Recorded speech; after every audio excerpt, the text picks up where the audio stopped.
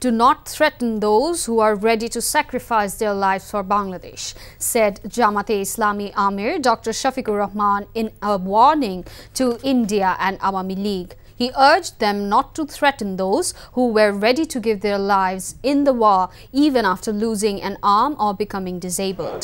He said this while addressing an activist conference of the Jamaat Metropolitan Unit held at the Kumilla Town Hall in the city today.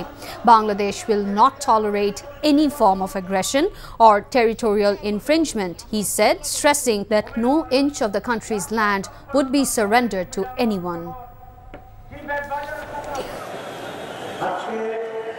আমরা সরকারকে অনুরোধ করব সংস্কারে গতি বাড়ান, সংস্কারে গতি বাড়িয়ে মৌলিক সংস্কারগুলো করে একটা সুষ্ঠু নির্বাচন জাতিকে উপহার দেন। আপনারা যেন ইতিহাসে স্মরণীয় হয়ে থাকতে পারেন। ভারতীয় হলুদ মিডিয়া যখন বাংলাদেশের বিরুদ্ধে নিকৃষ্ট যুদ্ধ শুরু করেছে, মিথ্যা তথ্য ছড়াচ্ছে, তখন জগন্নাথ হল থেকে আমাদের হিন্দু ছেলেমেয়েরা বের হয়ে তার প্রতিবাদ করেছে, কারণ তারা প্রমাণ করেছে দেশ আমাদের সবার। আপনার কি কোনো জব এক্সপেরিয়েন্স আছে? তোর চাকরি দেখা আর আমার কপালে নেই। আমি চেষ্টা করছি, হচ্ছে না, এটা আমার দোষ। টাকা হলে মানুষের অবস্থান পরিবর্তন হয়, কিন্তু রুচির না। এমন ছেলের কাছে বিয়ে হলে যে কোনো মেয়ের আর্থিক নিশ্চয়তা থাকবে। টাকা পয়সা কি সব?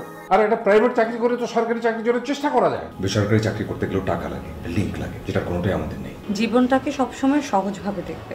অর্থ মূল্য ছাড়া কোনো কাজের কোনো মূল্য কেউ দিতে চায় না। বিয়ে করে ফেলো আমাকে। খাওয়াবো কি তোমাকে? বেকার ছেলে মুখ দেখাটা একটা বিরক্তিকর।